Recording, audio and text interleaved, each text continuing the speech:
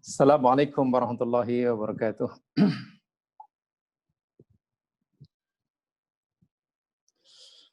Innal hamdalillah nahmaduhu nasta'inuhu wa natubu ilaihi wa nastaghfiruh. Na'udzu billahi min syururi anfusina wa min sayyiati a'malina may yahdihillahu fala mudilla lahu wa may yudlil fala hadiya lahu. Allahumma shalli ala Muhammad wa ala ali Muhammad kama shallaita ala Ibrahim wa ala ali Ibrahim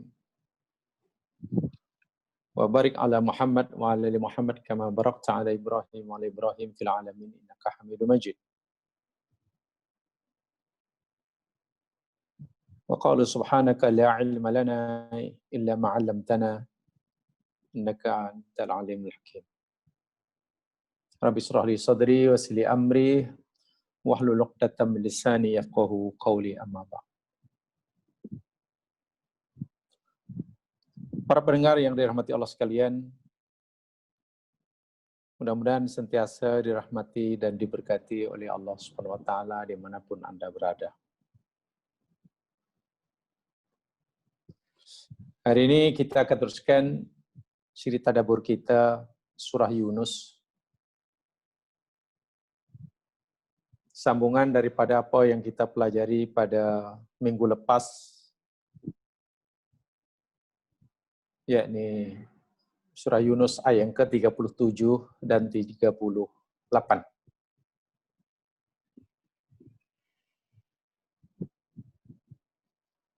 Yang secara umum kesimpulannya dari dua ayat ini, ia merupakan penafian yang tegas dan jelas daripada Allah Subhanahu wa taala terhadap dakwaan, tuduhan jahat, tuduhan yang tidak berasas oleh orang-orang kafir dahulu, sekarang dan mungkin nanti hingga kiamat, yang mereka tetap berkeras menuduh bahwa Al-Quran bukan firman Allah Subhanahu wa taala. Sebaliknya, Al-Quran kata mereka adalah karangan dan rekaan Nabi sallallahu alaihi wasallam. Walaupun mereka mengakui akan kehebatan Al-Quran, termasuk orang kafir nanti kita akan tunjukkan, tapi mereka tidak mau mengakui ia adalah firman Allah. Sebaliknya, ia hanya karangan Muhammad sallallahu alaihi wasallam. Tuduhan ini tidak berasas, bahkan mereka tidak punya alasan sedikit pun untuk menguatkan tuduhannya. Tapi yang berlaku malah sebaliknya, Al-Quran menguatkan pelbagai bukti yang tidak dapat dibantah, tidak dapat ditolak, tidak dapat dipatahkan oleh mereka, bahwa Al-Quran benar-benar firman Allah daripada alif hingga ya. Tidak ada campur tangan daripada ucapan-ucapan malaikat Jibril yang membawanya, ataupun ucapan Nabi Muhammad yang menerimanya, apalagi perkataan penulis-penulis wahyu yang dilantik oleh baginda Nabi SAW, maupun penulis-penulis pencatat wahyu secara sukarela. Apalagi campur dengan ucapan syaitan sebagaimana yang dituduhkan oleh mereka orang-orang kafir.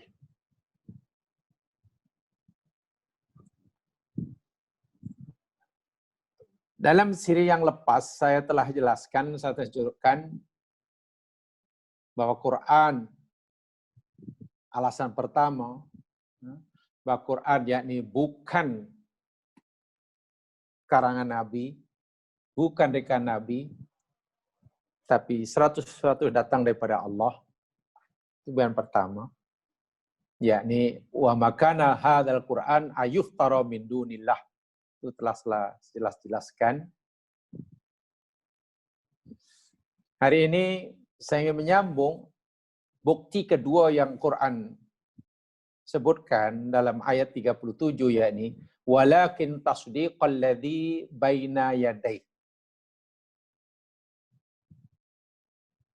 Itu bukti kedua yang Quran jelaskan. Itu alasan kedua yang Quran sebutkan. Tasdiq, membenarkan terhadap apa yang ada sebelumnya, kitab-kitab sebelumnya. Tasdiqul Quran lima sabaqahu min kutubillah. Sifat Al-Quran yang isinya membenarkan, mengakui akan kebenaran isi kandungan kitab-kitab yang ada sebelumnya. Secara ringkas, dari segi bahasa, kalimah tasdik daripada saddaqa yusaddiqu tasdiq, ini punya 3 makna dari segi bahasa. Makna yang pertama ialah al-i'tirafu bisidqis syai'. Al-i'tirafu bisidqis syai'. Mengiktiraf, mengakui akan kebenaran sesuatu. Itu makna pertama. Mengakui akan kebenaran sesuatu. 2 campur 2, 4 umpamanya. Ada orang kata 2 campur 2, 4. Lalu kita mengiyakannya, mempercayainya. Nah, perbuatan kita menerima, mengakui kebenaran 2 campur 2, 4 yang dikatakan oleh orang, itu namanya tasdiq. Dan kita yang membenarkan, itu namanya musaddiq. Yang pertama. Tasdiq yang kedua membawa makna al-iqrar ala syai'. Pengakuan terhadap sesuatu. Tadi mengakui akan kebenaran sesuatu. Yang pengakuan akan sesuatu. Al-iqrar. Dan yang ketiganya adilalah ala sidqi syai'. Menunjukkan atas kebenaran sesuatu. Ada sesuatu kebenaran tetapi tidak diketahui atau belum diketahui atau bahkan diingkari oleh seseorang, maka Quran datang menunjukkan kebenaran yang belum diketahui oleh seseorang, yang belum dimengerti oleh seseorang, bahkan yang diingkari oleh seseorang. So, Quran datang sebagai musaddiq. Di sini bermaksud ad-dilalah ala sidqi syai'. Menunjukkan atas kebenaran sesuatu. Sehingga yang belum tahu bahwa sesuatu itu benar, Quran menunjukkannya. Akhirnya dia tahu. Yang meragui kebenaran sesuatu, Quran menunjukkannya. Akhirnya dari ragu menjadi yakin. Bahkan yang menafikan suatu kebenaran, Quran menunjukkan orang itu akhirnya daripada menafikan menjadi mengakui. Di sini peranan Al-Quran yang kedua, setelah yang pertama kita pelajari minggu lepas, musaddiq. Mengakui, mengiktiraf kebenaran sesuatu, yakni kebenaran apa yang ada dalam kitab-kitab sebelumnya. Dan mengakuinya. Serta menunjukkan kebenarannya. Jika ada isi kandungan kitab-kitab dahulu yang disebut oleh Musa, oleh Isa AS, oleh para utusan, kisah-kisah para nabi, yang diselewengkan. Nabi Sulaiman katakanlah difitnah oleh Bani Israel sebagai ahli sihir. Dan lain sebagainya. Itu kan kesesatan, itu kan kebatilan. Maka Quran menunjukkan mana yang benar, mana yang betul. Sifat Quran yang sentiasa menunjukkan mana yang benar, mana yang betul, itulah namanya tasdiq. Dan Quran namanya musaddiq.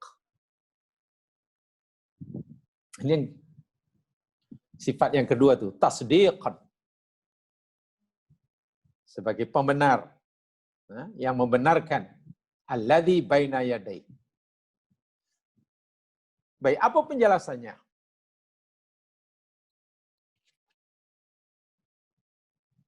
Yakunu tasdiqul Qur'anil azim lima sabaqa min kutubillah. Tasdik yang dilakukan oleh Al-Quran terhadap kitab-kitab Allah yang Allah turunkan sebelumnya, ini mempunyai beberapa aspek. Ada beberapa segi. Aspek yang pertama, al-jihadul ula, athbata annahul wahyu, wa qarrara imkaniyati wuku'ihi fi'lan. Quran mengakui bahwa kitab-kitab yang ada yang diturunkan sebelum Quran, seperti mana Taurat, seperti mana Injil, seperti mana Zabur, seperti suhuf-suhuf, Quran mengakui, menetapkan bahwa semua itu adalah wahyu Allah. Injil itu wahyu Allah. Taurat itu wahyu Allah. Zabur itu firman Allah. Suhuf-suhuf yang Allah berikan kepada Nabi Ibrahim dan itu semuanya adalah wahyu Allah. Quran mengakui akan kebenaran ini. Yang diturunkan pada masanya, pada tempat, pada kaum tertentu. Inilah keadilan Al-Quran.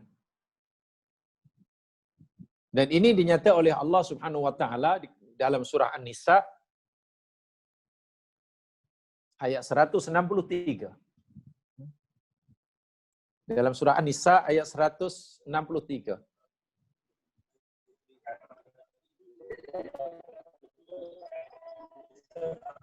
Allah Subhanahu wa taala berfirman,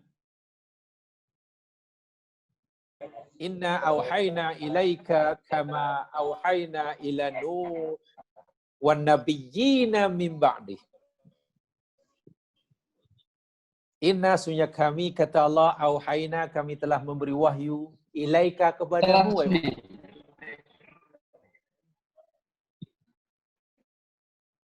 Sesungguhnya kami, kata Allah, telah memberi wahyu kepadamu, wahai Muhammad. Namanya Al-Quran.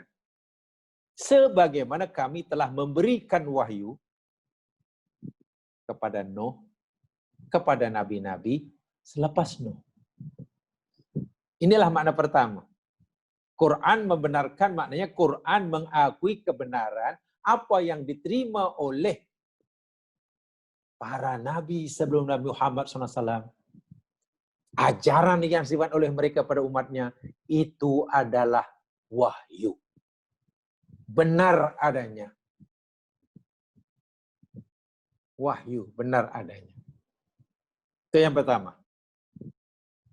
Nazala alaika kitabil haq musaddiqan lima baina yadayhi. Yang kedua, tasdiq, makna membenarkan kitab yang ada sebelumnya. Anal Qur'an al-azim ja'a hasba ma wasfihil mawjud fi tilkal kutub. Bahwasanya Al-Quran datang membenarkan sifat-sifat Nabi terakhir yang disebutkan dalam kitab tersebut. Saya ulangi. Makna yang kedua, Al-Quran membenarkan sifat-sifat yang dimiliki oleh Nabi Muhammad SAW yang disebutkan dalam kitab-kitab tersebut. Kitab-kitab yang datang, yang diturunkan sebelum Quran. Quran mengakuinya. Quran membenarkannya. Katakanlah jika Nabi Isa alaihissalam memberitahu kepada kaumnya bahwa akan ada Nabi yang datang selepasnya, ciri begini Ahmad,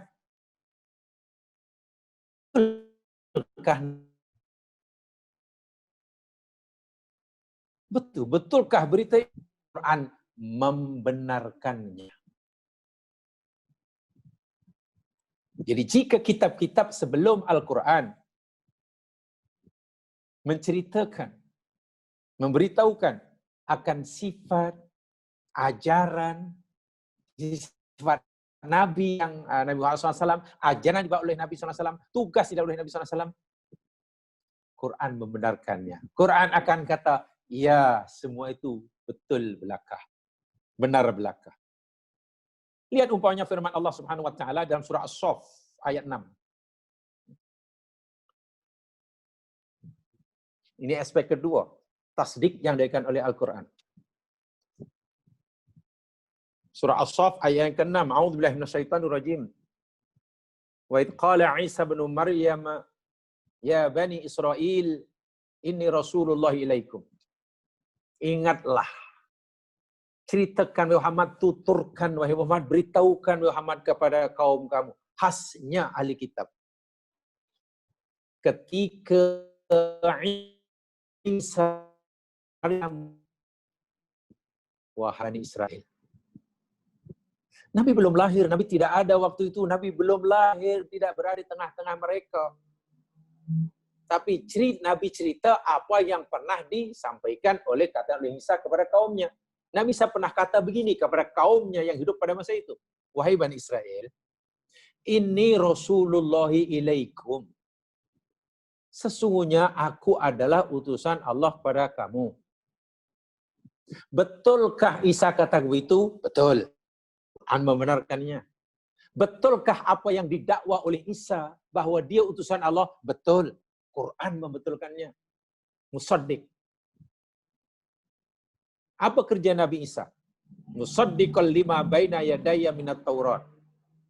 Tugas aku, kata Nabi Isa pada Bani Israel waktu itu, membenarkan isi kandungan kitab yang ada sebelum aku, yang diturunkan sebelum aku, namanya Taurat. Tugas aku bukan menyanggah Taurat dibawa oleh Musa, tapi tugas aku yang membenarkannya, bahkan menguatkannya. Bahkan menguatkannya. Betulkah Isa pernah bercakap itu kepada Bani Israel? Betul. Quran mengiyakannya. Betulkah dakwah Nabi Isa? Klaim Nabi Isa yang mendakwa, yang mengklaim bahwa ditugaskan untuk membenarkan Taurat? Betul. Inilah Quran membetulkan itu begitu. Wa mubasysyiran bi rasulin ya'ti min ba'di ismuhu Ahmad. Dan tugas aku berikutnya, wahai Bani Israil, kata Isa waktu itu, memberikan kabar gembira kepada kamu akan datangan seorang rasul. Rasul itu hanya seorang. Isim mufrad. Isa tak kata rasulani, rasulaini atau rusul.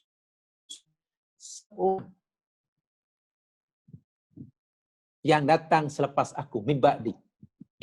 Ismuhu Ahmad. Bolehlah ismu diartikan nama, boleh ismu dikatakan sifat. Sebab al-ismu dalam bahasa Arab bukan sekadar nama. Sebaliknya ismu dalam bahasa Arab, al-ismu yadullu ala haqiqatil musamma. Nama itu menunjukkan sifat sebenarnya mempunyai nama.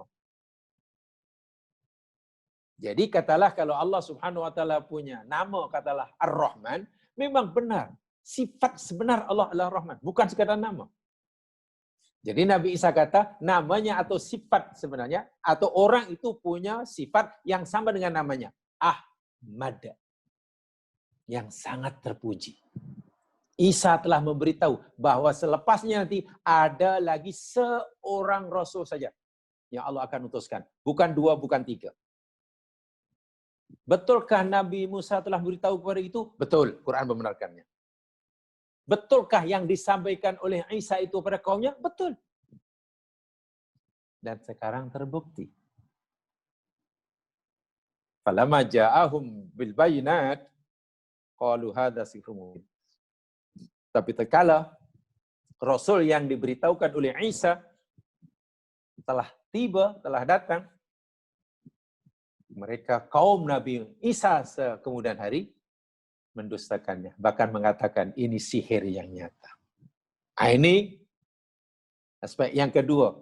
Quran membenarkan itu, membenarkan, mengakui apa-apa yang diberitahukan oleh Nabi sebelumnya. tentang sifat Nabi Muhammad, tentang ajaran Nabi Muhammad. Kerana apa? Kerana nama Nabi Muhammad dan tugas Nabi Muhammad ini, jamaah sekalian, telah disebutkan oleh Allah di dalam kitab yang Allah turunkan sebelum Al-Quran. Artinya umat-umat sebelum Nabi Muhammad SAW sudah mengenal Nabi Muhammad. Kalau saya boleh gunakan bahasa yang mungkin agak keras lah, umat-umat sebelum kita ini sebenarnya lebih dahulu Muslim kepada Muhammad daripada kita.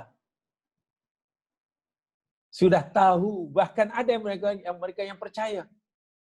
Dia sudah Muslim, sudah beriman, sudah yakin akan Nabi Muhammad sebelum pun Nabi lahir.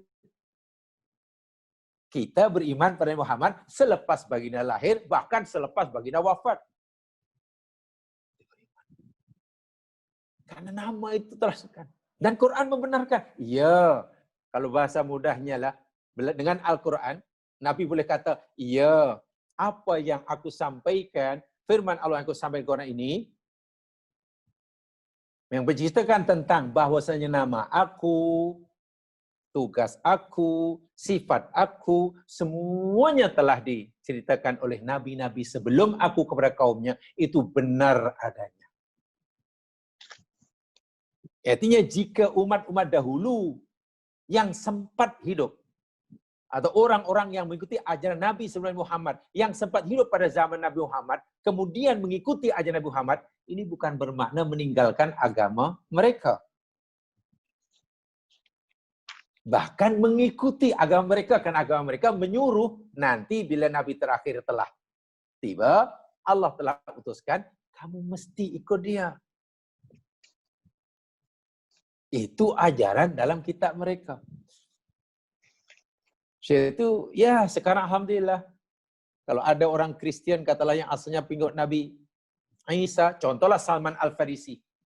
Dia pengikut Nabi Isa waktu itu. Setelah datang Nabi Muhammad, kemudian tinggalkan ajaran Nabi Isa, ikut Nabi Muhammad. Ini bukan meninggalkan Nabi Muhammad, itu mengikuti ajaran Nabi Isa, karena Nabi Isa berpesan seperti itu. Sebab itu sebenarnya istilah yang tepat kan, apa namanya? Ya, mereka ini bukan apa dipanggil apa ya? Kalau bukan convert ya. Itu bukan convert itu. Dah asalnya Muslim, macam mana nak? Apa dia? Itu bukan convert kan namanya. Namanya reward kan? Bukan convert. Dan ada, saya ulangi, ada nama Nabi Muhammad, ada sifat Nabi Muhammad yang disebutkan dalam kitab-kitab sebelum Al-Quran. Dan Quran membenarkan itu semua, dan berita yang kitab sebelum beritahukan itu benar adanya. Lihat surah Al-A'raf ayat 157. Surah Al-A'raf ayat 157. Ini saya jelaskan ya apa namanya alasan Quran, sifat Quran yang kedua yang mereka tuduh sebagai karangan Nabi itulah, bukan daripada Allah tu. Oh, dah. Quran membenarkan kitab sebelumnya. Jadi tidak bercanggah antara satu kitab dengan kitab yang lain, kitab suci samawi, tidak ada percanggahan. Tapi macam mana tak ada percanggahan? Dahulu boleh, sekarang tak boleh. Dahulu tak boleh, sekarang boleh, umpamanya. Itu bukan ada percanggahan. Akidahnya sama, tetap menyembah Allah, syariatnya mungkin berbeza-beza, disesuaikan dengan zaman dan tempat serta masa. Di dalam surah Al-A'raf ayat 157, Allah Subhanahu wa taala firman, A'udzubillahi minasyaitonir rajim. Alladzina yattabi'una ar-rasul. Jadi orang-orang yang mengikuti dengan bersungguh-sungguh akan utusan. Utusan yang mana? An-Nabiyyal Ummi. Disebut dengan jelas sifatnya. An-Nabiyyal Ummi, seorang nabi yang ummi. Yang tak baca, tak tulis. Nabi mana yang dimaksudkan? Tentu bukan Nabi Isa, bukan Nabi Musa, bukan Nabi Sulaiman. Nabi Muhammad SAW. Dan Nabi Muhammad SAW seorang nabi yang ummi ini, alladzi yajidunahu maktuban indahum. Masya Allah. Nabi yang telah tertulis, telah tercatat termaktub, ada didapati indahum di sisi mereka. Mereka ahli kitab. Fit Taurat ada, fil Injil ada, Masya Allah. Dalam Taurat nama Nabi ada, dalam Injil Nabi Muhammad ada, disebut. So, dia Nabi Musa telah memberitahu kepada kaumnya. Nabi Isa telah memberitahu. Dan apa tugas Nabi Muhammad pun telah diberitahu oleh Nabi-Nabi Muhammad kepada kaumnya. Tugas ya'muruhum bil ma'ruf. Nabi yang umin nanti bila dah tiba, ia kerja dia ya'muruhum bil ma'ruf. Ia suruh mereka buat yang kebaikan. Wa yanhahum 'anil munkar. Dan mereka mencegah, dan ia mencegah mereka daripada melakukan kemungkaran. Amar ma'ruf nahi munkar. Ini namanya bab dakwah, sampaikan dakwah. Yang keduanya, wa yuhillu lahumut thayyibat wa yuharrimu alaihimul khaba'ith. Nabi ini nanti, Nabi yang ini, yakni akan menjelaskan pada mereka, menghalalkan bagi mereka yang baik-baik dan mengharamkan atas mereka yang buruk-buruk, yang kotor-kotor. Menyambung halal haram. Halal haram, dosa pahala, jalan lurus, jalan bengkok. Ini mesti dibuat, ini mesti tinggal. Itu kerja dia. Memahamkan mereka apa yang patut dibuat, apa yang mesti tinggal. Yang ketiga ini yang termasuk tugas utama Nabi terakhir yang disebutkan dalam kitab sebelum Al-Quran. Dan Nabi telah menterjemahkannya ketika diutus oleh Allah. Apa dia? Wa yada'u anhum israhum. Nabi yang umi nanti akan menghilangkan, mengangkat daripada mereka bebanan mereka. Mana-mana kesusahan, mana-mana kesulitan dalam hidup, bahkan mana-mana syariat Allah yang memberatkan mereka. Dengan datangnya Nabi Muhammad SAW, diberi syariat yang akan meringankan mereka, mengganti syariat mereka yang berat menjadi yang mudah. Sehingga tidak ada alasan bagi mereka untuk tidak mengikuti. Tidak ada alasan bagi mereka untuk tidak mampu buat. Karena diringankan, diangkat, dihilangkan bebanan. Wal aghlal allati kanat alaihim. Dan juga belenggu-belenggu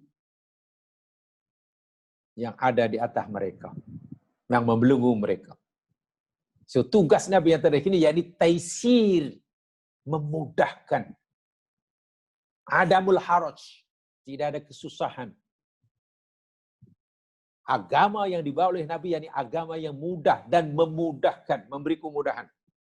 Walaupun kita tidak bolehlah memudah-mudahkan, tapi juga tidak boleh menyusah-nyusahkan. Agama itu mudah, jangan dimudah-mudahkan, tapi juga jangan disusah-susahkan. Alladzina amanu bihi wa azzaruhu wa nasaruhu wa tabau nur alladzi unzila ma ulaika humul muflihun. Orang-orang yang beriman dengannya, memuliakannya, menolongnya, mengikuti cahaya yang dibawa, yang diturunkan kepadanya, yakni Al-Quran. Orang-orang itu mereka lawan percaya. Tengok. Nama Nabi Muhammad dan sifat-sifat dan tugasnya Allah telah disebutkan dalam kitab-kitab sebelum Al-Quran. Adakah betul kitab-kitab yang sebelum Al-Quran telah menyebut perkara ini? Quran kata betul. Quran membenarkannya. Adakah yang disampaikan oleh kitab-kitab sebelum Al-Quran tentang kenabian Muhammad dan tugasnya ini betul? Betul. Itu tasdik, aspek kedua. Tasdik, aspek kedua. Betul ya? Baik. Dan itu yang tentang membenarkan, tentang membenarkan apa yang ada sebelumnya, tentang sebelumnya. Yang ketiganya, aspek ketiga, anal Quran al-Azim wafaqal kutub as-sabiqah min fi maqasidid din wa usulihi. Bahwasanya Quranul Azim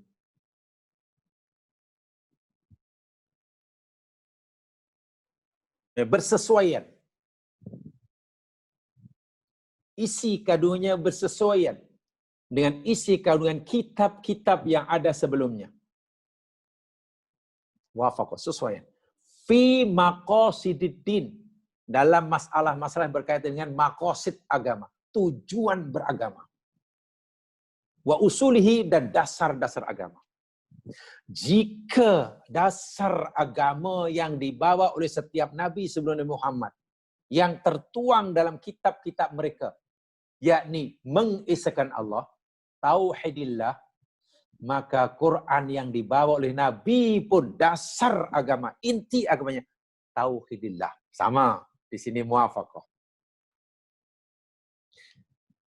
Jika tujuan beragama, ya, ghayatut tadayyun, tujuan beragama yang dibawa oleh para nabi, yang disyaratkan oleh Allah kepada mereka untuk dipanjangkan kepada umatnya, yakni mengabdikan semata-mata kepada Allah. Semata-mata kepada Allah. Gerak diamnya, duduk berdirinya, bekerja, berumah tangganya, semuanya masih hanya ada nilai ubudiyah. Tidaklah diniatkan ada nilai ubudiyah, mengabdi kepada Allah. Bila itulah inti tujuan beragama yang dibawa oleh para nabi dahulu. Islam yang dibawa oleh nabi pun, jemaah sekalian, Islam dibawa oleh Nabi Muhammad sekalipun yang ada di Quran, pun mengajar manusia. Tujuan hidup, tujuan beragama, yakni mengabdikan diri kepada Allah. Sama. Tidak ada percanggahan.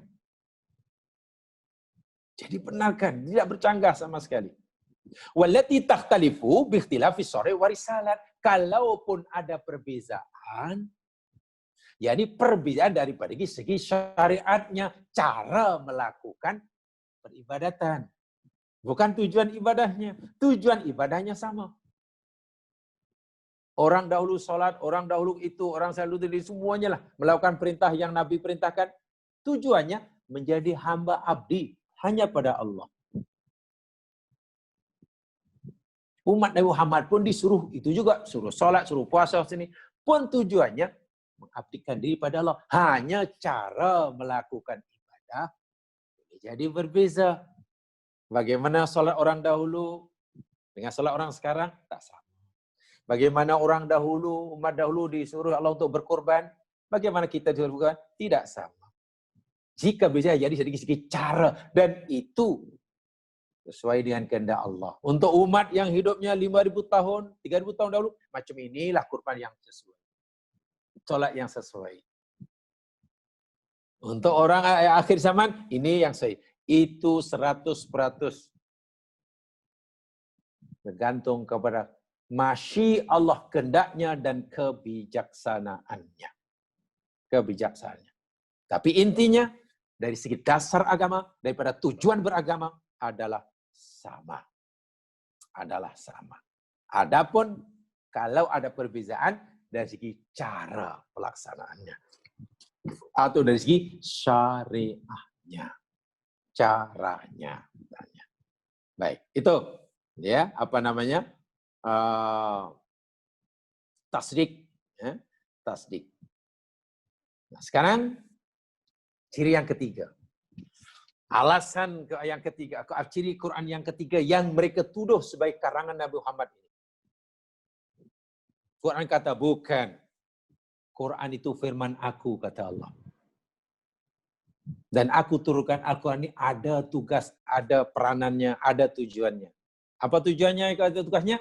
Yang ketiga disebutkan dalam ayat 37, wa tafsilal kitab. Tafsilul kitab.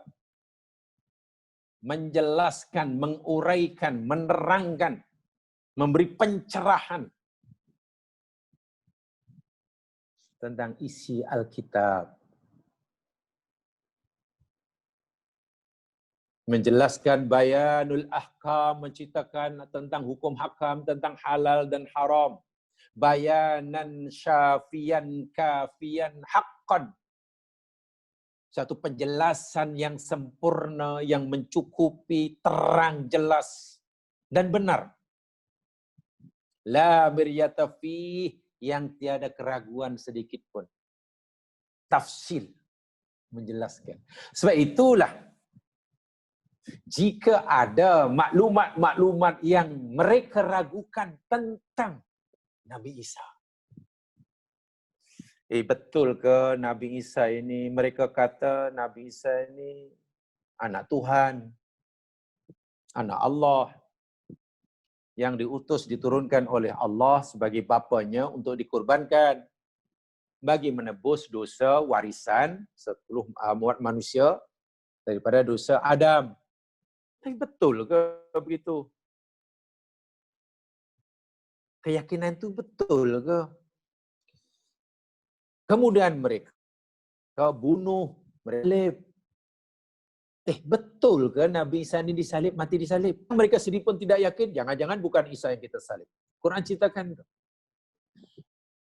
Bingung mereka betul ke Isa itu anak Tuhan? Betul ke Tuhan ini lebih daripada satu? Betul ke? Betul. Semualah dijelaskan. Betul ke Nabi Sulaiman ini mengasaskan kekuasaannya begitu dahsyat karena Nabi Sulaiman pengamal sihir? Betulkah Nabi Yunus ini berzina dengan anaknya? Mereka bingung. Betul ke? Betul ke? Salah betul ke? Al-Quran datang sebagai tafsil, penjelas, penerang.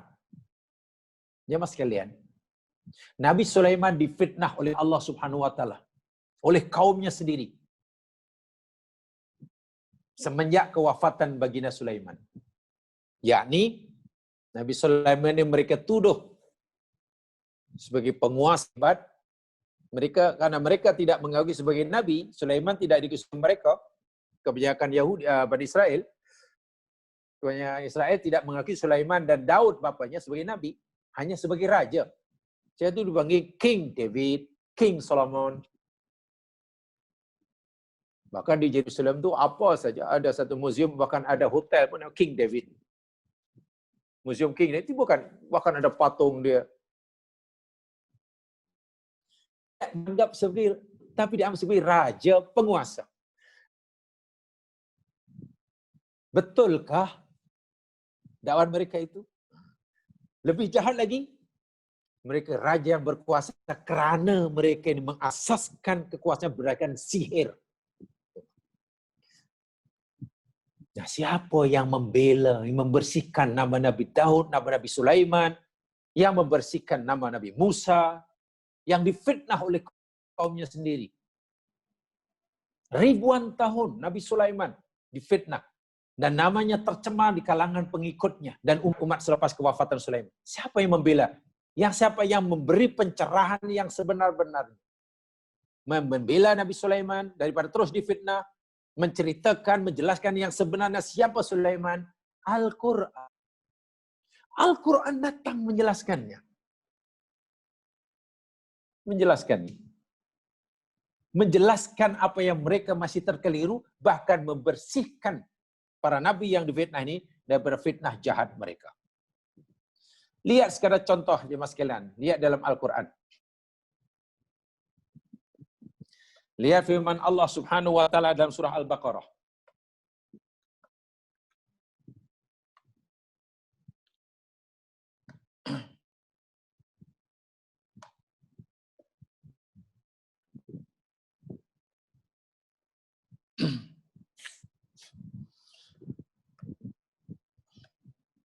Ala mulki Sulaiman. Di dalam surah Al-Baqarah, ayat yang ke-103.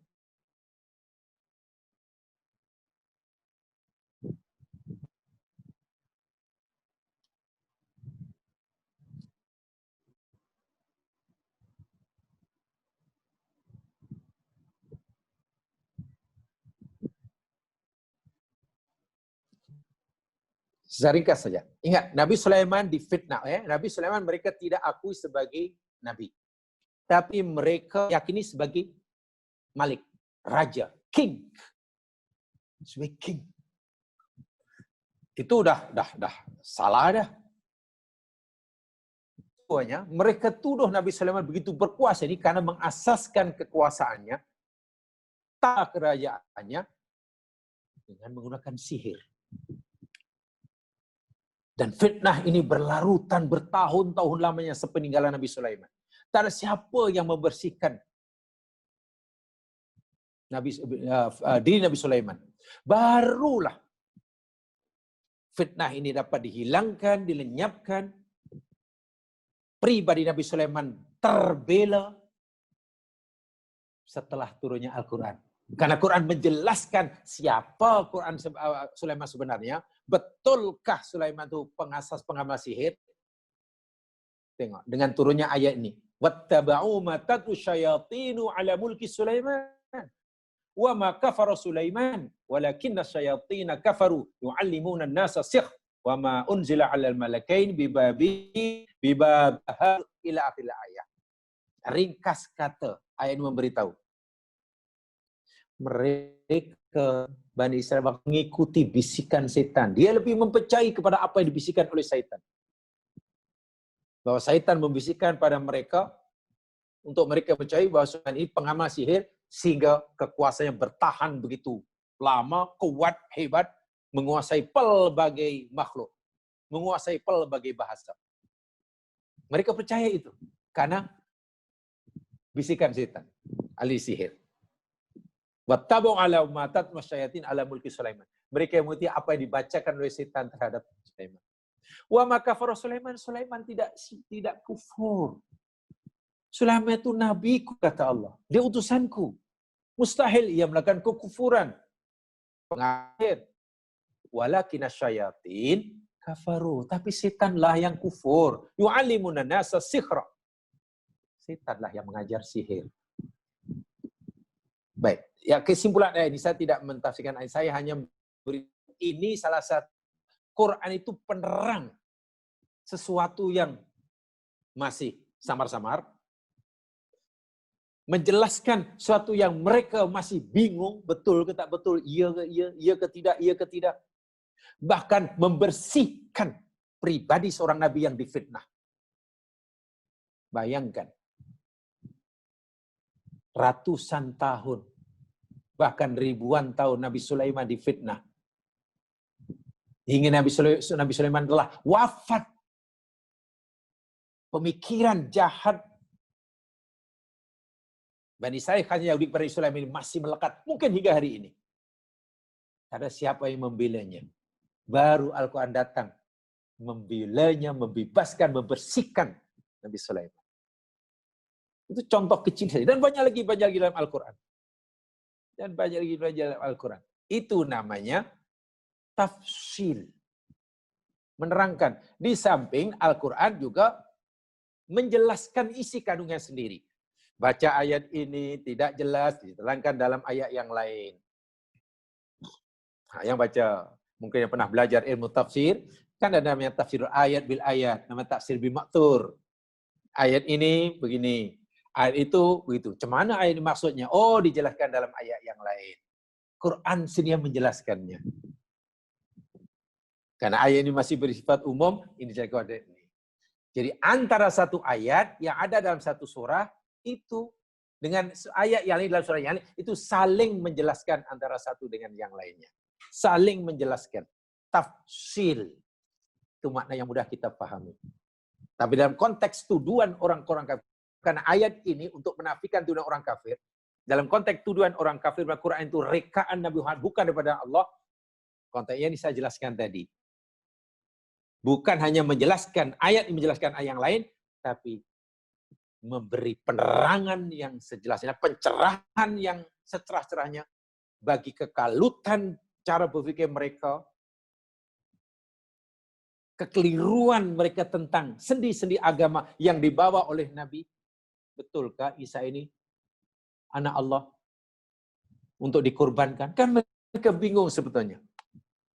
Coba kita tanya mereka. Kamu percaya yang Isa itu anak pada Allah? Iya. Habis kenapa diturunkan ke bumi? Ya, supaya Allah, karena Allah suruh kita kurbankan dia anaknya sendiri. Apa tujuannya?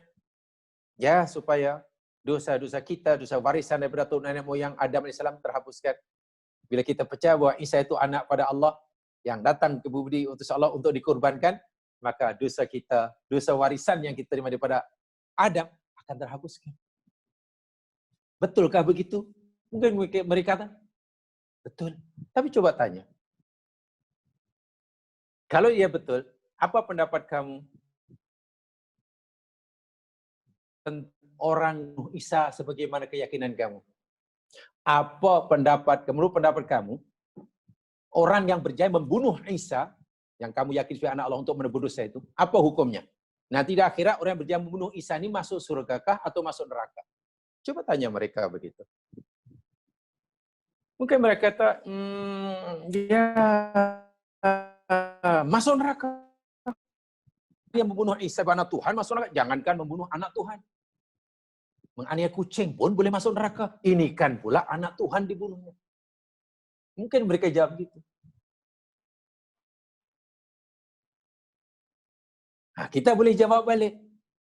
Kalaulah orang membunuh Isa itu akan masuk di neraka akhirat. Sedangkan kalau orang yang bunuh Isa itu akan masuk neraka di akhirat. Sedangkan selagi Isa belum mati dibunuh, semua kita masih punya dosa warisan.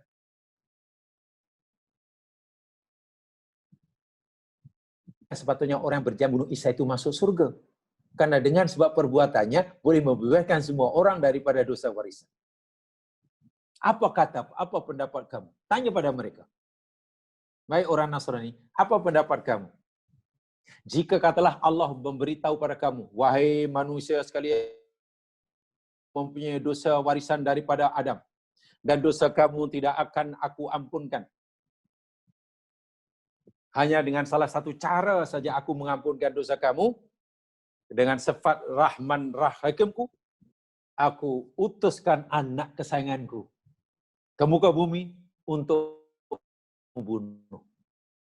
Jika kamu berjaya membunuhnya, maka dosa warisan kamu daripada yang kamu aku akan hapus. Tetapi ingat, siapa yang membunuh anakku akan masuk neraka. Agak-agak ada tak orang yang membunuh Nabi Isa? Bingung, inilah kecelaruan akidah mereka. Lalu siapa yang berjaya memberi pencerahan? Quran. Selagi kamu percaya Isa itu anak Tuhan, kamu pasti bingung. Lalu Quran memberi pencerahan. Isa itu salah satu utusan Allah. Abduhu wa rasuluh. Sungguh pun ia lahir tanpa bapa. Itu kuasa Allah. Apa sih kecelaruan pikiran? Kebingungan kita. Nak misalkan masalah tak tahu. Masalah bertubi silih berganti. Macam mana ini? Hilang satu, datang satu, silih berganti. Kita macam bingung, penat menghadapi masalah sehari-hari. Ingin tahu, ingin bebas di masalah. Ingin tahu jalan keluarnya. Tanya Al-Quran. Kembali kepada Al-Quran. Antum tas'alun wal Quran yujib. Ada satu buku yang sangat cantik sekali itu. Antum tas'alun wal Quran yujib. Anda bertanya, Quran menjawab. Penyelesaiannya ada dalam Al-Quran. Al-Quran itu tafsil. Ini mas sekalian, tafsil ini kalau dari segi harfiah, maknanya daripada fasola yufasilu. Fasola itu memisahkan. Lawannya wasola. Kalau wasola menyambung. Tafsil, fasola memisah, menceraikan, mengasing-asingkan. Ya? Ibarat injin kereta diturunkan buat overhaul ini, kemudian hingga skru yang paling kecil diceraikan sehingga tidak ada lagi yang cantum. Itu namanya tafsil. Ibarat ini dipisahkan, kalau orang pisahkan, tangan dipisahkan kaki, kepala dipisahkan, tulang dengan tulang, daging dengan daging, urat dengan darah dengan darah, tulangnya dipisahkan lagi menjadi molekul, menjadi atom, menjadi kuark, semuanya sekecil-kecilnya. Itu namanya tafsil. Sehingga sebenarnya jangan meragui akan tafsir Al-Quran. Karena terang seterang-terangnya. Apapun masalah boleh diselesaikan. Syaratnya faham Al-Quran. Karena Quran syaratnya kita pelajari dan kita tahu di mana penyelesaian itu. Tapi kalau kita tak ada yang tanya, saya ada masalah, banyak masalah nih. Macam ini tentang kerja, tentang career, tentang cita-cita hidup, tentang keluarga, tentang anak, tentang pasangan hidup, macam-macam. Saya baca Al-Quran tak jumpa pun banyak penulisan. Ya, bukan dibacalah, dikaji. Dikaji. Apalagi Al-Quran dinyatakan oleh Nabi, la yasma'u bihal ulama. Ilmuwan, guru intelektual tidak pernah merasa kenyang dengan maji Al-Quran. Kalau golongan cendekiawan pun tak merasa maji Al-Quran. Karena setiap dikaji ada aja perkara yang baru. Menunjukkan betapa luas dan dalamnya kandungannya. Ya, kalau kita tidak menemukan jawabannya, mana kita belum mengkajilah. Nah, itu perlu masa yang panjang, kena usaha kita masing-masing. Itu namanya tafsil. Ya. Yakni sebagai penerangan, penjelasan, uraian, dan lain sebagainya. Dan yang keempatnya, di situ dinyatakan la raiba fih. Masya Allah. Al-Quran ini yakni la raiba fihi. Tiada keraguan. Ya. Tiada keraguan. Sedikit pun. Dari pelbagai aspek dan sudutnya. Artinya semua yang Quran sampaikan, ianya meyakinkan kita. La raiba fi. Maklumat apa yang boleh menimbulkan keraguan dalam diri kita tentang Al-Quran? Tidak. Walaupun Nabi Muhammad SAW belum lahir. Ketika Nabi Nuh AS diutus jadi Rasul. Ketika kaumnya dibinasakan oleh melalui tufan besar. Tapi Nabi boleh menceritakan dengan sangat jelas. Ya, karena ini bukan Nabi. Bukan ucapan Nabi. Ini Allah yang menyampaikan. Apa betul yang Nabi sampaikan tentang kisah Nabi Nuh dan kaum yang tenggelam itu? Betul. Tiada keraguan. Jangan ragu sedikit pun. Apa yang akan berkaitan peristiwa yang silam, peristiwa yang akan datang. Karena pasti benarnya. Tidak ada keraguan sedikit pun. Sehingga tidak ada seseorang pun yang mampu menolak kebenarannya. Jangankan menolak kebenarannya, meragui kebenarannya pun tidak mampu. Apalagi menolaknya. Karena yang disampaikan oleh Al-Quran 100% sama dengan realiti dia. Nyawa sekalian, kalau kita kaji sangat banyak. Contohlah. Dan Al-Quran ini kan banyak ayat-ayat Quran yang Allah turunkan berkaitan dengan sifat orang munafik. Ya. Dalam Al-Quran ini sangat banyak ayat Al-Quran yang Allah turunkan berkaitan dengan sifat orang munafik. Bila orang munafik buat begitu, Al-Quran beritahu kita apa yang telah dilakukan. Kalaulah apa yang disampaikan oleh Al-Quran itu katakanlah atau meragukan isi kandungannya, pasti orang munafik yang menjadi sebab turun ayat itu munafik. Saya nabi satu contoh aja ya. Ini sudah sangat banyak nih. Al-Quran tidak ribet tentang pemberitaan. Lihat kalau surah Lihat surah Al-Munafikun. Ini sekadar contoh ya. Contohnya, sangat banyak. Surah Al-Munafikun, surah yang ke-63.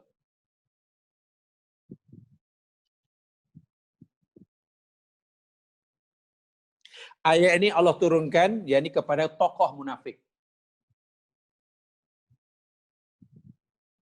Namanya Abdullah bin Ubay bin Salul. Yang menafik di hadapan Nabi, menafikan apa yang dia telah katakan. Dia telah mengatakan bahwa nanti bila kita balik daripada peperangan di Madinah, kita akan halau saja. Orang-orang mukmin, khasnya orang muhajirin, kita halau daripada Madinah. Orang-orang yang susah, jangan kita bantu. Kita bagi sekatan ekonomi. Bila mereka nanti susah, pasti akan meninggal Muhammad dan akan bergabung dengan kita. Itu rancangan jahat yang dilakukan oleh orang munafik, ketua dia Abdullah bin Ubay bin Salul. Ada orang mukmin yang repot pada Nabi sallallahu alaihi wasallam. Ya Rasulullah, Ubay bin Salul kata-kata begini, bila nanti habis perang balik ke Madinah, dia dan kaumnya dan kawan-kawannya akan halau kita daripada Madinah. Mereka akan tak lagi membantu kita susah. Hanya orang mukmin yang susah. Sebab bagi mereka, jika mukmin yang susah nanti tak dapat bantuan daripada mereka, pasti mereka akan meninggal engkau ya Rasul. Ada orang mukmin bagi tahu begitu. Si Abdullah bin Ubay bin Salul ini jumpa Nabi menafikan tuduhan ini. Wahai itu benar. Si mukmin tadi mendengar sendiri si Abdullah bin Ubay bin Salul mengucapkannya. Dia kata, demi Allah ya Rasulullah, kami tidak kata begitu. Kami sanggup bersumpah, kami tak pernah kata begitu. Kami adalah orang mukmin. Kami sentiasa menghargai, bahkan kami terima kasih engkau dan orang Muhajirin datang ke Madinah. Kami akan terus bantu orang-orang mukmin yang susah. Apa yang dikatakan oleh dia itu salah ya Rasul, jangan percaya. Kami bersaksi, asyhadu annaka Rasulullah. Aku bersaksi bahwa engkau utusan Allah. Bersahadah itu. Abdullah bin Ubay bersahadah kepada Rasul. Mengakui bahawa Nabi itu utusan Allah. Tak mungkinlah aku akan khianat. Akhirnya Nabi pun mula-mula tidak menerimanya lah. Yalah, okey, kalau begitu aku terima bahwa kamu memang tidak bercakap seperti itu. Jadi laporan si mukmin ini tidak berasas lah, bohong. Sedih sekali ya mas sekalian si mukmin yang melaporkan. Karena dianggap laporannya bohong, memfitnah Abdullah bin Salul. Abdullah bin Salul seronok. Karena kebohongannya tidak diketahui oleh Nabi. Bahkan Nabi tidak menuduhnya bohong. Sebaliknya Nabi menerima, mengakui dia bercakap jujur. Karena dia sadar depan Nabi. Tak lama kemudian turun ayat ini. Idza ja'akal munafiqun, Muhammad, apabila datang kepadamu orang munafik, qalu, dan orang munafik ini berkata, nashhadu innaka la Rasulullah. Kami bersaksi bahwasanya engkau wahai Muhammad adalah utusan Allah. Dia bersahadah, mengaku dia mukmin sejati, muslim sejati, muslim tul. Wallahu ya'lamu innaka la rasuluh, dan Allah Maha mengetahui bahawa engkau ada utusan Allah. Wallahu yashhadu. Allah menyaksi wahai Muhammad, engkau tidak tahu bahawa orang munafik yang datang pada kamu bersahadat, kamu tak tahu dia bohong, tapi Allah bersaksi, menyaksikan. Innal munafikin lakadzibun. Seorang munafik itu bohong. Abdullah bin Ubay Salul itu tidak benar di hadapan kamu. Ketika ia kata tak berniat jahat terhadap orang Islam, ketika ia bersahadah di hadapan kamu, mengakui kamu utusan Allah, itu bohong belaka Muhammad. Jangan percaya. Betul dia pernah merancang buat rancangan jahat kepada kamu dan juga pengikut. Sekarang pertanyaannya, adakah dengan sebab turunnya ayat ini yang berkaitan langsung dengan Abdullah bin Salul, lalu Abdullah bin protes pada Nabi, datang kali kedua, ya Muhammad, tidak, saya tidak bohong Muhammad. Saya tidak bohong. Apa yang saya akan betul? Coba. Takkan Nabi menerimanya walaupun dia bersumpah sekalipun. Yang kata dia bohong itu Allah. Mana yang Nabi nak percaya? Mana yang orang mukmin nak percaya? Apa kata Allah atau pengakuan orang munafik yang selalu terkenal bohong? Ini bukan bahwa apa disampaikan oleh Al-Quran itu jangankan dinafikan kebenarannya jemaah sekalian. Diragui kebenarannya pun tidak boleh. Walaupun apa yang diberikan oleh itu belum berlaku. Inilah la raiba fi. Contoh la raiba fi. Quran cerita tentang umat dahulu, cerita tentang Zulkarnain, cerita tentang Ashabul Kahfi, cerita tentang Nabi Musa belah lautan. Itu tidak ada keraguan sedikit pun. Walaupun mungkin kita tidak boleh membuktikan sekarang karena sudah berlalu. Fakta sejarah. Sekarang pertanyaan begini. Jamaah sekalian. Sebagai orang mukmin. Ini sebagai orang mukmin ya. Jika sekiranya, ini saya katakan jika sekiranya, quote unquote, kisah, cerita terbelahnya laut dengan sebab dipukul dengan tongkat. Jika sekiranya kisah laut terbelah dengan tidak disebutkan dalam Al-Quran, katalah tidak ada disebut dalam Al-Quran, agak-agak kita siap orang mukmin pengikut Muhammad percaya atau tidak. Kan susah. Jika sekiranya kisah itu tidak ada dalam Al-Quran, jika sekiranya kisah tentang burung, beberapa ekor burung yang berlainan jenisnya, dicincang-cincang oleh Nabi Ibrahim, lumat dagingnya, lalu dicampur, dan dilonggokkan setiap tempat, ada 4 tempat, satu longgok, dan satu longgok itu campuran daripada 4 jenis burung yang beliau tadi. Dipanggil oleh Ibrahim, tiba-tiba burung hidup dengan segera. Atau orang yang mati 100 tahun, kamu dibangkitkan semula. Jika kisah-kisah ini tidak disebut dalam Al-Quran, agak-agak kita percaya atau tidak. Jika sekiranya kisah orang masuk dibakar dalam api yang berkobar-kobar dan tidak mati, tidak disebut dalam Al-Quran, ada kita percaya? Susah je mas sekalian untuk percaya. Bahkan kita, bohonglah. Mana ada lautan terbelah jadi 2 dengan ketuk. Bohong. Apa buktinya? Kan kita tidak boleh membuktikan apa fakta sejarahnya. Nah, kajian ilmiah belum dilakukan. Kan ini peristiwa yang dahulu. Jika sekiranya tidak diceritakan dalam Al-Quran. Tapi Al-Quran sudah memperkenalkan dirinya dari awal-awal lagi. Dalikal kitabu la raiba fih. Quran ini, kitab itu, la raiba fih. Situ meragui, jangankan menolaknya, meragui adalah satu kesalahan besar. Karena ya firman Allah. Nah, bagaimana nak yakinkan bahwa apa yang disampaikan oleh Al-Quran ribuan, yang peristiwa telah berlaku ribuan tahun itu benar adanya, sedangkan kita tak dapat maklumat saintifik. Ya, adalah caranya contoh.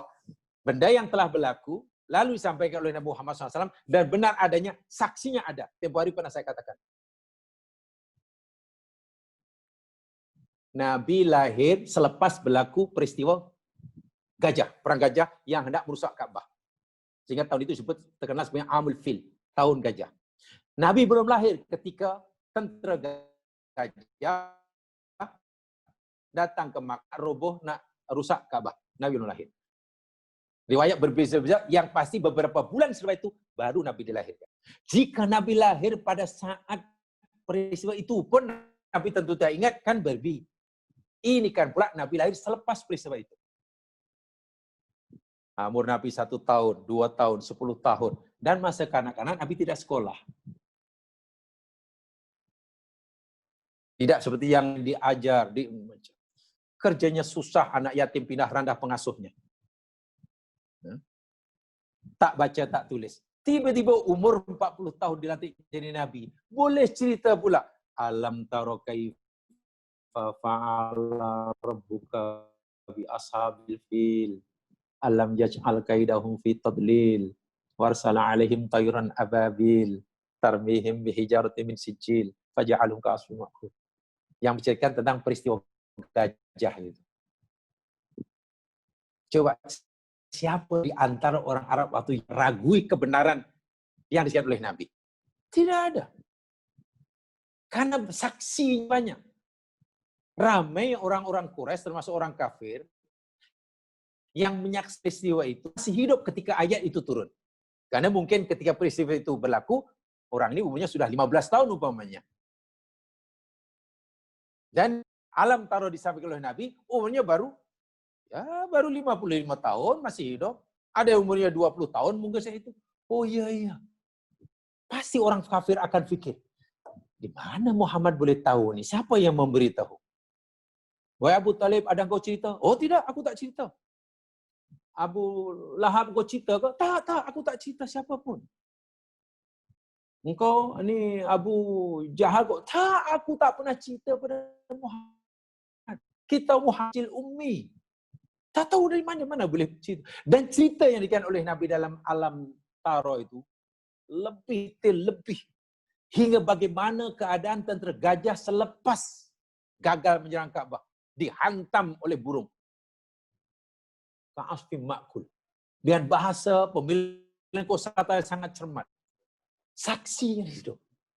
Itu namanya la raibah. Jadi tidak ada keraguan sedikit pun. Yang disampaikan pasti benar. Boleh dibuktikan. Dan kita tidak mungkin membuktikan peristiwa yang telah berlaku ribuan tahun sebelum kita. Dan itu, Masya Allah. Bangkai Fir'aun yang tenggelam di Laut Merah. Allah beritahu melalui Al-Quran bahwa bangkainya masih utuh, tidak rusak. Semasa Quran beritahu, bangkai Fir'aun belum dapat dikesan di mana. Nabi wafat, Quran sempurna, bangkainya belum dapat dikesan. Baru dapat mulai ditemukan awal abad 19. 32 abad jamaah sekalian. Baru terungkap. Jadi kalau apa yang telah disampaikan pun kita tidak boleh meragukan apa yang nanti yang akan disampaikan oleh peristiwa yang akan berlaku pun kita wajib percaya dan tidak boleh. Quran cerita nanti akan berlaku begini-begini. Quran cerita tentang keadaan sifat bumi seperti ini. Susunan alam semesta seperti ini. Asal-usul alam semesta seperti ini. Matahari itu keadaannya seperti ini. Pusingan semua planet di matahari itu seperti ini. Semua maklumat itu benar adanya. Kita dah tahu atau tak belum, itu soal kedua. Pertama kita yakin, kita tidak boleh meragukan. Dan tidak salah kita coba mencari bukti kebenarannya. Termasuklah apa yang Quran beritahu kepada kita tentang apa yang berlaku di akhirat kelak. Bila orang mati itu macam mana, di alam kubur itu seperti mana, bangkit dari kubur nanti macam mana, di akhirat itu macam mana. Semua itu peristiwa yang Quran telah berita-berita yang Quran telah ceritakan. Jangan ada keraguan sedikit pun. Kenapa? Yang Quran sampaikan tentang peristiwa yang akan datang, yang disampaikan oleh Quran tentang hari ini, yang disampaikan tentang peristiwa yang akan datang, yang telah lalu, semuanya benar belaka. La raiba fihi. Bagaimana mungkin Quran yang mengandung maklumat seperti itu dikarang oleh manusia secerdik manapun tidak mungkin mampu. Jangankan orang hendak meramal masa depan ribuan tahun akan datang yang berlaku di alam semesta, mulai pada yang paling besar, alam mikro hingga alam mikro. Sedangkan menciptakan peristiwa yang telah lalu pun banyak yang tertinggal dan terlupa. Itu jika kita yang mengarang.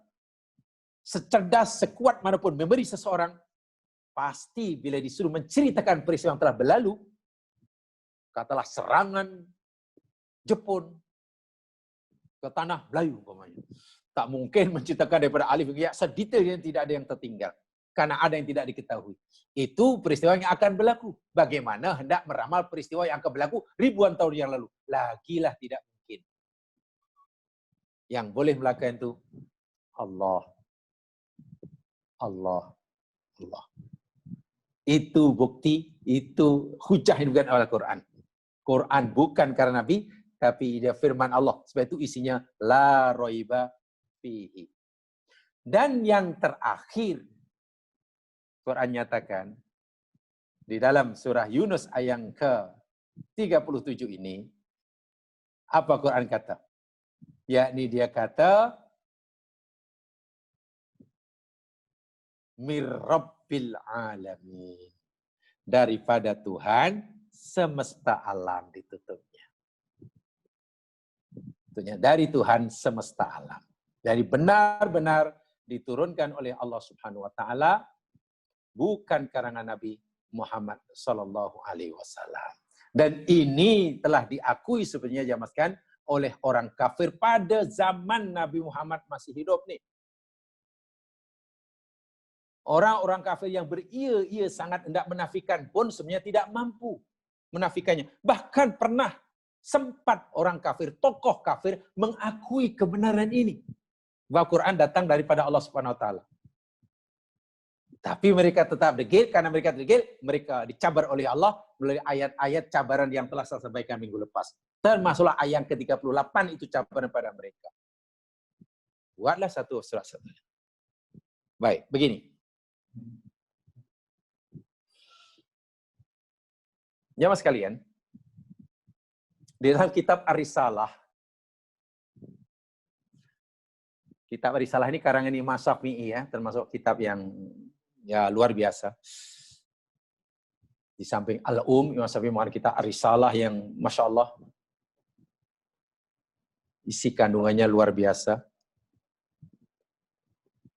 Di dalam mukadimahnya, Imam Syafi'i pernah menyatakan, pada masa turunnya Al-Quran, pada awal-awal turunnya Al-Quran, sebenarnya an-nasu sinfani. Manusia itu hanya ada dua jenis. Hanya ada dua golongan, hanya ada dua kumpulan manusia. Pada awal penurunan Al-Quran. Hanya ada dua. Satu, dan keduanya kafir. Keduanya kafir. Satu kafir musyrik. Jadi orang Quraisy dan yang sebangsa dengannya. Keduanya kafir kitabi. Jadi orang Yahudi dan Nasrani. Yang walaupun waktu itu di Makkah kurang ada, tapi banyak di Madinah atau di sekelilingnya. Ya, atau di Rum. Jadi kerajaan Rum. Kerajaan Byzantium. Byzantine. Kafir dan kafir. Ini saja. Saya nak tanya. Semasa Al-Quran turun, sebenarnya orang Islam dah ada atau belum? Belum kan? Ada orang fikir semasa Quran turun, orang Islam banyak mana? Orang Islam belum ada semasa Quran turun. Baru ada 1, 2, 3 saya. Kalau ada pun hanya boleh kira dengan jari. Ketika awal-awal Quran turun. Yang ramai pada waktu itu, yakni golongan kafir. Ima kafir, wa ima kafir kitabi. Sehingga ada orang mengatakan, Quran ini bahkan awal-awal lagi diturunkan bukan kepada orang mukmin, kepada orang kafir. Atau begini, Quran pada awal-awal penurunannya dan juga lebih banyak lebih tepatnya itu. Lebih banyak berinteraksi. Khasnya period Makki, semasa Nabi masih di Makkah, lebih banyak berinteraksi dengan orang-orang kafir. Kenapa? Ayat Quran banyak turun kepada mereka. Bertanya, mungkinkah ayat Quran yang lebih banyak orang kafir, tiba-tiba orang kafir tak paham Al-Quran? Tak mungkin. Orang kafir paham Al-Quran waktu itu. Ya. Karena memang ayat itu ditujukan pada mereka. Macam mana mereka tak paham? Nah ini memang ironik lah mungkin. Kita lalu nampak pelik. Tapi itu adalah realiti. Orang kafir, kenapa yang paham Al-Quran? Bahkan pada awal turunnya Al-Quran, orang kafir banyak yang paham Al-Quran. Nanti saya tunjukkan. Ironik karena ini begini, jika orang mukmin yang percaya Al-Quran, mengakui Quran hidup, tak faham Al-Quran, ya sepatutnya malu dengan orang kafir yang faham Al-Quran. Jika si kafir yang menuduh Quran itu bukan firman Allah, itu pun mengerti isi kandungannya, bahkan sempat mengkaguminya, walaupun ada yang tetap kafir dan ada yang sepatutnya orang mukmin yang menyimpan Al-Quran, mengakui Al-Quran, menyanjung Al-Quran, menghormati Al-Quran, sebenarnya lebih paham lah sepatutnya lebih paham. Tapi realitinya kan tidak seperti itu. Ini cabaran bagi saya. Bukan cabaran bagi umat Islam keseluruhan, tapi cabaran setiap Muslim. Tidak boleh kata malu aku sebagai orang mukmin yang kefahamanku terhadap Al-Quran jauh lebih rendah daripada kefahaman orang bukan Islam. Apalagi kata Imam Syafi'i, pada awal penurunan Al-Quran, manusia hanya ada dua saja. Atau Quran diturunkan sebenarnya masa itu hanya dua golongan. Satu kafir Makkah, kedua kafir Kitabi. Dan dalam proses berikutnya, khasnya yang di period Makki, Al-Quran lebih banyak berinteraksi dengan orang-orang kafir. Ayat untuk berkasal. Sehingga orang kafir yang sebenarnya bukan ummi, orang kafir ini orang cerdas ya Mas ya. Apalagi ketua-ketua mereka, ini bijak pandai, ilmuwan lah. Sangat-sangat memahami Al-Quran. Sangat-sangat memahami Al-Quran. Dan yakin bahwa Al-Quran itu bukan karangan Nabi Muhammad. Walaupun masa itu belum tidak mau mengakui Nabi Muhammad sebagai utusan Allah. Ini peliknya ini. Ini yang pelik bagi kita. Mereka yakin bahwa Quran itu bukan karangan Nabi. Walaupun yang lain bermati-mati mengatakan itu karangan Nabi karena belum paham. Yang dah paham yakin bahwa Quran bukan karangan Nabi. Tapi dia enggan mengakui Nabi itu utusan Allah. Sebab Quran pasti daripada Allah. Quran datang daripada Allah, bukan daripada Muhammad. Dan mereka tahu.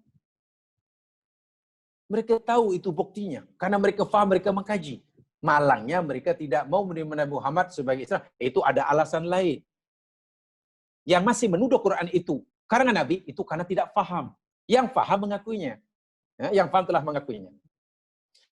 Baik, satu jangan begini. Satu contoh saja.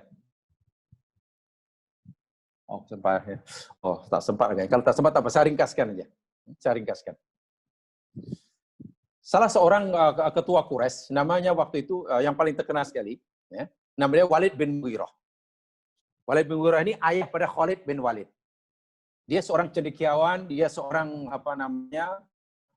intelektual, seorang sastrawan. Seorang sastrawan. Dia luar biasa. Dia seorang yang luar biasa. Dia pernah berkata begini, ya. Siapa beliau itu pernah mengatakan begini, fa wallahi ma fikum rajulun a'lamu bil asy'ari minni. Demi Allah, tidak ada sesiapa di antara Quraisy ini yang lebih alim daripada aku dalam bab sastra Arab. Sastra manusia, sastra jin, syair manusia, syair jin, aku telah kuasai. Itu dakwaan Walid bin Mughirah. Wala a'lamu birizin wala biqasidah minni. Dan tidak ada yang lebih pandai yang mengetahui tentang rijaz, tentang qasidah Arab melebihi daripada aku.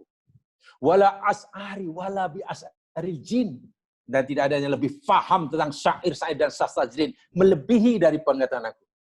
Tengok, Walid bin Mughirah, orang yang sangat bijak.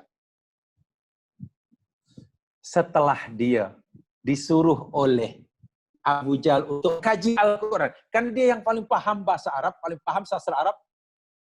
Walid, pelajari Al-Quran. Betulkah yang disampaikan oleh Muhammad itu sihir ke, bom jampi ke, atau apa ke karangan-karangan manusia ke? Tolong kamu kaji, karena kamu orang yang paling pandai. Dan dia, ya, aku layak, aku punya otoriti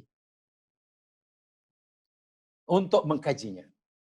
Setelah dikaji dengan mendalam oleh Walid bin Mughirah akan Al-Quran, yang waktu itu belum pun 30 juzuk. Ingat, masa itu Quran belumlah 30 juzuk seperti sekarang. Baru beberapa surah, beberapa ayat. Dikaji dengan teliti. Dia pandai ya, dia seorang pandai. Bukan mengaji, mengkaji. Siapa dia? Mukminkah dia? Kafir. Termasuk tokoh kafir. Walid bin Mughirah namanya. Setelah mengkaji mendalam, apa dia kata kepada Abu Jahal? Buat laporanlah kepada Abu Jahal. Wallahi, ma yusbihul ladhi yaqul syai'an min hadha. Yang artinya yakni, demi Allah. Dia bersumpah tu. Dia bersumpah. Demi Allah. Apa yang dia ucapkan, maknanya apa yang Muhammad ucapkan, yakni yang kamu suruh akunya ini, Mas'ulladhi yaqulu syai'an min hadha. Tidak ada sesiapa yang boleh menyerupainya. Sastrawan manapun di Jazirah Arab tak ada yang mampu menandingi, menyamai, apalagi menandinginya. Ini luar biasa ucapan Muhammad. Wallahi, demi Allah. Dia bersumpah dengan nama Allah. Karena dia mengakui Allah sebagai Rabb-nya. Itu kita telah pelajari dalam Sayyidul Istighfar. Walaupun dia tidak mengakui Allah sebagai ilahnya. Inna liqaulihi alladhi yaqulu halawah. Karena sesungguhnya apa yang diucapkan oleh Muhammad itu ada padanya halawah, kemanisan. Kita baca syair manapun Arab ini, kita tak mendapatkan kemanisan. Tapi apa yang diucapkan ini ada kemanisan. Kita baca sangat tenang. Kalau kita mendengar, telinga kita pun rasa senang. Kalau kita mengucapkannya pun hati kita rasa tenang. Ada halawah, kemanisan. Wa inna alaihi lattalawah. Dan sesungguhnya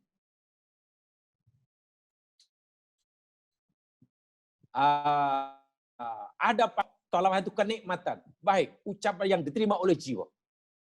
Hati pasti mengakui kebenaran isinya. Wa inna alaihi wa innahu lamutmirun a'la mughdikun asfalah. Dan bagian atasnya penuh dengan buah. Sementara bagian bawahnya subur. Ibarat pokok, ucapan Muhammad itu atasnya penuh dengan buah-buahan, rimbun dahan, akarnya pula, akar tunjang dalam, dan tanahnya mana pokok yang hebat. Buah banyak, tanah subur, akar tunjang kuat. Wa innahu la ya'lu wa ma yu'la. Dan sebenarnya ucapan Muhammad itu satu yang tinggi dan tidak ada sesiapa yang boleh mengatasinya. Wa innahu la yahtu mematah tahu. Ini yang menyakitkan hati Abu Lahab mendengarnya. Dan sesungguhnya apa yang dikatakan Muhammad itu boleh menghapuskan, boleh membinasakan, boleh meleburkan apa saja ucapan yang datang dari selainnya. Artinya mana-mana ucapan orang, mana-mana syair yang dihadapkan dengan ucapan Muhammad pasti akan kalah. Ringkas kata, ucapan Walid bin Mughirah ini mengakui bahwa ia adalah bukan ucapan Muhammad. Wa innahu laisa biqaulin bashar. Ini pasti bukan ucapan manusia. Kagum tak kagum kita? Ini bukan pengakuan orang mukmin. Kalau orang mukmin yang kata, yang muji Al-Quran seperti itu, kita tidak heran. Ini pengakuan musuh Nabi Muhammad, namanya Walid bin Mughirah. Tak mampu nak mencari bukti bahwa Quran itu ucapan Nabi Muhammad. Dia mengatakan, ini bukan ucapan manusia biasa. Ini luar biasa. Aku tak pernah menemukan ucapan seperti ini dalam syair manusia ataupun dalam syair jin. Apalagi Abu Lahab marahlah, Abu Jahal marah. Marah sungguh Jahal. Itu. Akhirnya kata Abu Jahal, la yardu anka qaumuka hatta taqula fi. Begini Walid bin Mughirah, kalaulah kamu katakan seperti itu, penilaian kamu pada Al-Quran Muhammad seperti itu, lalu kamu katakan pada kaum kita, habis kaum kita. Pasti mereka akan tinggalkan kita, pasti mereka akan ikut Muhammad. Aku tidak mau dengar hasil kesimpulan kajian kamu. Aku tidak mau. Kamu kena buat kajian lagi sekali. Jangan-jangan kajian kamu silap. Buat kaji semula. Ditekan oleh Abu Jahal. Apa kata Adakni hatta tempo. Beri aku masa untuk aku buat kajian lagi sekali. Setelah buat kajian, dia mengubah keputusan pertama dengan yang dikehendaki oleh Jahal. Ini sudah tidak ikhlas. Ketika yang pertama tadi, Walid masih menjadi orang yang bebas sebagai golongan cendekiawan. Berpikiran bebas karena dia menyampaikan apa yang diyakini benar. Tapi kali kedua dia sudah tidak bebas. Dia menyampaikan sesuatu di bawah tekanan Abu Jahal. Jadi yang disampaikan itu bukan apa yang diyakini sebagai kebenar, tapi hanya untuk memuaskan kehendak Abu Jahal karena kalah pengaruh. Akhirnya dia memberi kesimpulan kali kedua, hadza sihrun yu'tar. Ya, ini adalah ilmu sihir yang dipelajari secara mendalam. Wah, ini membuat bukan sihir biasa. Ini bukan mantra biasa. Ini bukan sastra biasa. Ini tetap sastra, ini tetap ilmu sihir, tapi dikaji dengan sangat mendalam. Tengok. Kesimpulan ini sebenarnya kesimpulan yang dia sendiri tak yakin. Kenapa disampaikan? Karena jika ia tidak menyampaikan seperti itu, Abu Jahal marah. Pada awalnya sudah mengakui bahwa Quran itu bukan karena Nabi, bukan ucap, tapi datang daripada yang mencipta alam semesta. Tengok, orang kafir pun mengakui bahwa ya mir rabbil alamin. Syaratnya dikaji, syaratnya terbuka. Sebab awal Al-Quran diturunkan, saya kata tadi, lebih banyak berinteraksi kepada orang kafir. Manusia hanya ada dua kata masawi pada masa turunnya Al-Quran, di awal-awal turunnya Al-Quran. Kafir musyrik dan kafir kitabi. Orang Muslim belum ada. Orang Muslim belum ada. Nabi belum punya Umar bin Khattab sebagai pengikutnya. Belum punya Utsman bin Affan. Kan itu datang kemudian beberapa hari berikutnya. Jauh sekali punya sahabat yang jumlahnya ratusan ribuan orang. Umar bahkan sempat menjadi musuh Nabi yang sangat hebat beberapa tahun sebelum agama Islam. Jadi rupanya bukan hanya orang Islam saja yang mampu memahami Quran itu datang daripada Allah sebenar-benarnya, menunjukkan keyakinan, syaratnya dikaji, apalagi jika sedangkan orang kafir pun mampu memahaminya ketika mereka mengkajinya. Tapi mereka tetap degil, tetap menolaknya, maka Allah beri kepada mereka cabaran dengan beberapa ayat yang telah kita sampaikan minggu lepas, termasuk ayat yang ke-38 selepasnya. Begitu, jamaah sekalian penjelasan saya tadabbur kita terhadap dua ayat ini. Saya coba sampaikan ya, yang setakat yang saya mampu, walaupun ada beberapa perkara yang belum disampaikan, yaitu jamaah boleh cari di tempat yang lain. Jadi dengan keputusan hasil kajian yang kedua kan oleh Walid bin Mughirah kali dua turunlah dalam surah Al-Mudaththir. Ya, ayat turun surah Al-Mudaththir paling tidak bermula pada ayat 11 hingga ayat 30 baca di sana. Itu jawaban Allah terhadap itu. Jadi pernah Walid bin Mughirah menjadi intelektual yang bebas, yang sebenar, yang tulen, tapi hanya menjadi cendekiawan yang tidak lagi jujur karena di bawah paksaan dan tekanan orang yang berkuasa namanya Abu Jahal. Mudah-mudahan Allah mudahkan segala usaha kita dan diberi kemudahan untuk terus mengkajinya. Salahnya mengkaji ya. Tadi saya kata, kalau orang kafir pun boleh faham, takkan orang mukmin tak boleh memahaminya. Rasa-rasanya aib lah bagi kita wajib merasa aib jika seorang kafir lebih memahami Al-Quran, walaupun mereka tidak percaya, daripada kita yang meyakininya tapi tidak memahaminya. Sebab keyakinan tanpa kefahaman mungkin keyakinan yang masih rapuh. Keyakinan akan kuat bila beratas dasar ilmu pengetahuan. Sekian, kurang lebihnya mau dimaafkan. InsyaAllah kita akan jumpa pada kesempatan yang lain. Yang benar-benar Allah jua, yang silap kelemahan di sini, yang di sini, mudah Allah ampun rasa kita. Kita dengan bacaan tiap kifarah. Subhanakallahumma wa bihamdika. Asyhadu an la ilaha illa anta astaghfiruka wa atubu ilaik. A'udzu billahi wal 'ashr. Innal insana fi khusr illa alladziina aamanu wa shalihat wa tawassaw bil haqq wa tawassaw bis sabr. Assalamualaikum warahmatullahi wabarakatuh.